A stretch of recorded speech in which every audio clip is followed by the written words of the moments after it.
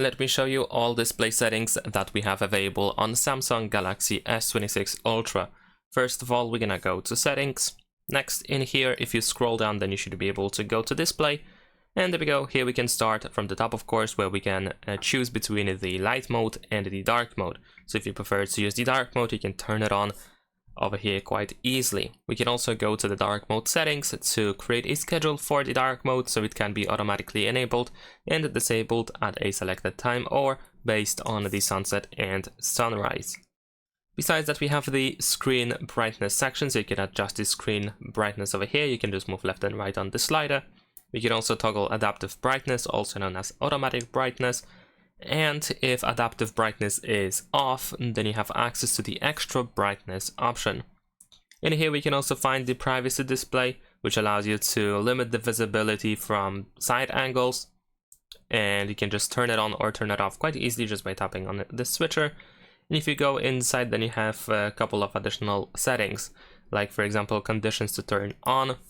You can of course turn on privacy display only for specific apps, or for example for password screens, or you can toggle partial screen privacy for notification pop-ups. There is also the maximum privacy protection, which apparently it makes it even harder to see what is on the screen if someone's looking from the side angle. Then we have the motion smoothness, which allows you to use up to 120 Hz of refresh rate, or you can limit to 60 Hz.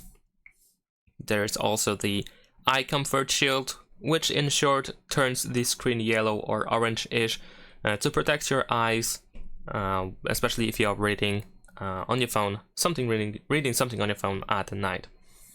There are some additional settings, of course, like we can choose between the adaptive eye comfort shield, which automatically adjusts the filter, or you can set it to custom, where you can adjust the color temperature manually. You can also create a schedule, and there is also the enhanced comfort, which adjusts color tones and contrast for more comfortable viewing at night.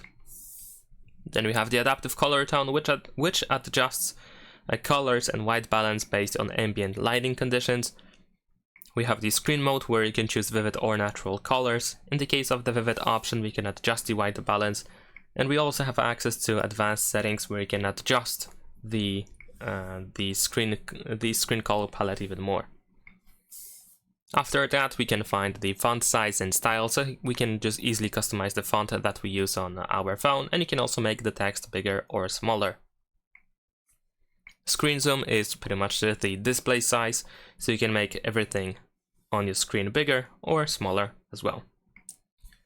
Screen resolution allows you to choose the resolution of your screen, as the name suggests, of course. So we have three options to choose from. You can set up the HD resolution or HD+.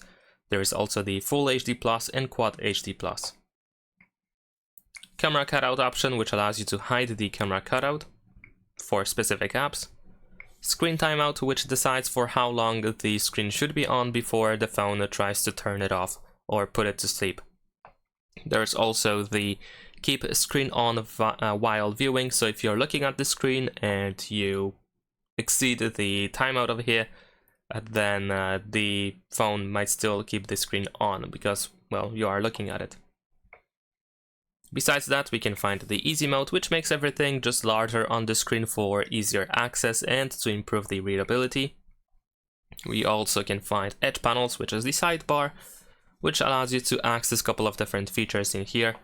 If you go to panels, then you can actually decide what you want to access, so we can find a couple of different things. In the case of apps, you can of course choose which apps should be accessible on the sidebar, and we can also customize the handle and so on. Then we have the navigation bar, where you can choose if you want to use buttons at the bottom of the screen or swipe gestures. Each of these options also have additional settings like the button order, and for swipe gestures we have the option to adjust the gesture sensitivity, and you can also block gestures with the S Pen. And we can also find circle to search, which can be completely enabled or disabled on your phone. Next up, we have a couple of touch settings, where we can toggle accidental touch protection, and also we can increase the touch sensitivity, which is usually enabled by people who have issues with the touch screen after installing a screen protector. So if you have those issues, and then you can turn on the touch sensitivity option in here. We can also show charging information on the screen when always on display is disabled or just not shown. And there is also the screensaver, which displays when you start charging your phone.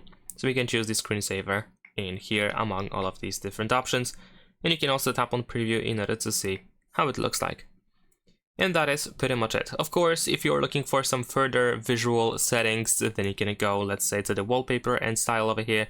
So you can customize the wallpaper on your phone, you can adjust the color palette, and so on and so forth. And also, if you're looking, let's say, for AOD, then you can find it in lock screen and AOD in here in this place. So you can turn it on or off in here. That is it. Leave a like and subscribe.